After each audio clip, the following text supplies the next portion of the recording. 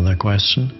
When we lose a form that represented abundance, do we resign ourselves to the loss, or should we take action to bring new forms of abundance into being?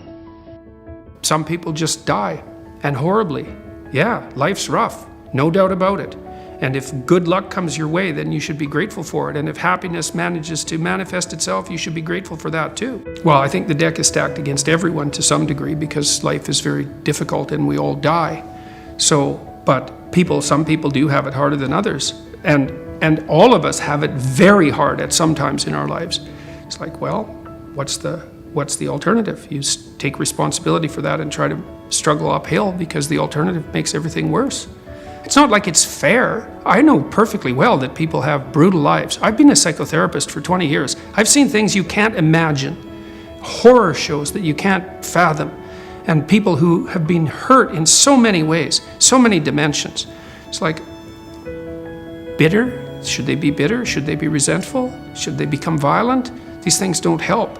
They have to struggle uphill despite their excess burden. And it's responsibility, not guilt. It's not necessarily their fault. That's not the point. If your doing is not primarily an end in itself, then there's lack of enjoyment and lack of harmonious doing, and that's unconscious. And it makes you unhappy, basically, even if you don't know it. Many unconscious people are unhappy and they are so unconscious they don't even know that they're unhappy, but because it's their normal state. You have to be vigilant to see if your actions, any given moment, whether they are no more than a means to an end.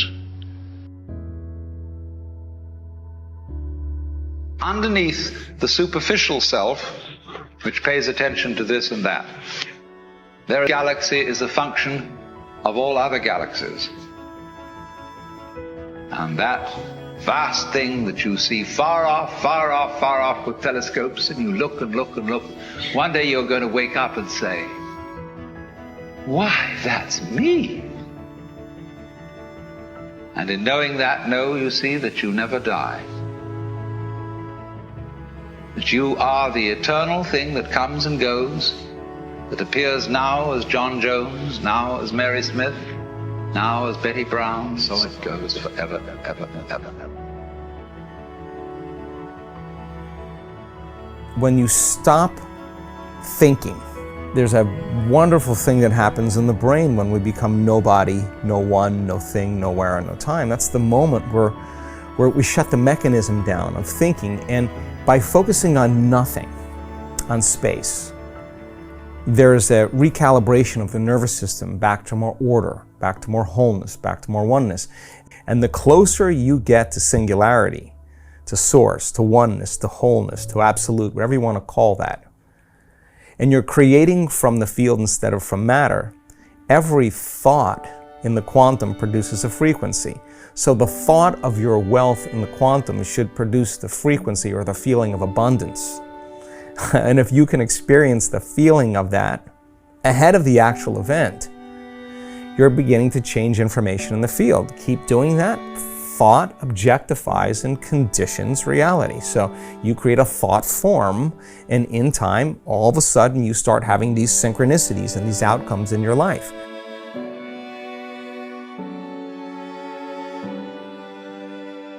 The experience you are having, which you call ordinary everyday consciousness, pretending you're not it, that experience is exactly the same thing as it. There's no difference at all. See, the source of all light is in the eye. If there were no eyes in this world, the sun would not be light. You evoke light out of the universe. In the same way, you, by virtue of having a soft skin, evoke hardness out of wood. Wood is only hard in relation to a soft skin. It's your eardrum that evokes noise out of the air. You, by being this organism, call into being the whole universe of light and color and hardness and heaviness and everything. You see?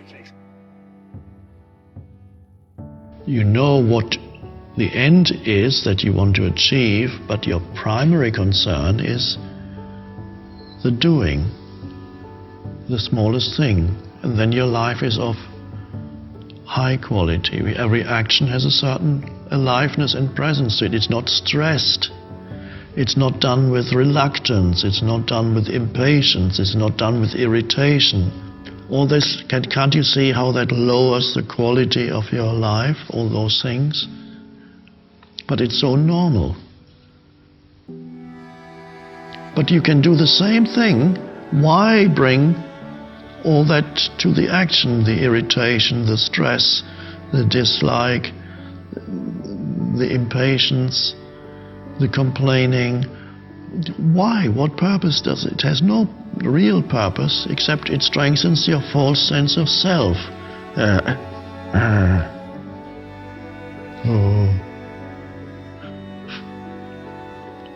So you can see you have a choice.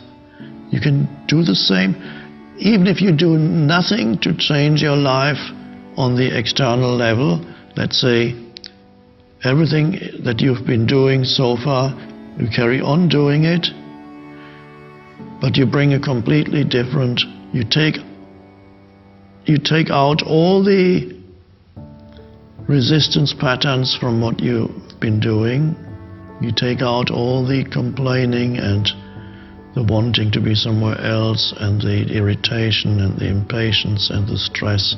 So you're still doing exactly the same, and yet your life is completely transformed on the inside.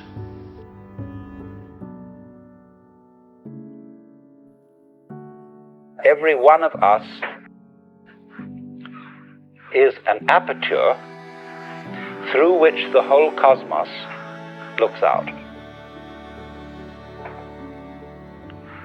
You see, it's as if you had a light covered with a black ball, and in this ball were pinholes, and each pinhole is an aperture through which the light comes out.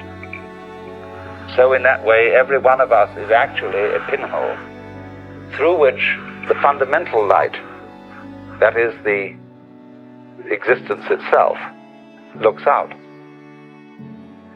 Only the game we're playing is not to know this.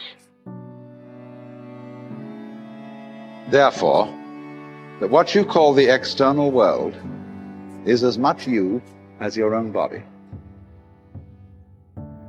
Your skin doesn't separate you from the world, it's a bridge through which the external world flows into you, and you flow into it. What you are basically, deep, deep down, far, far in, is simply the fabric and structure of existence itself. And when you find that out, you laugh yourself silly.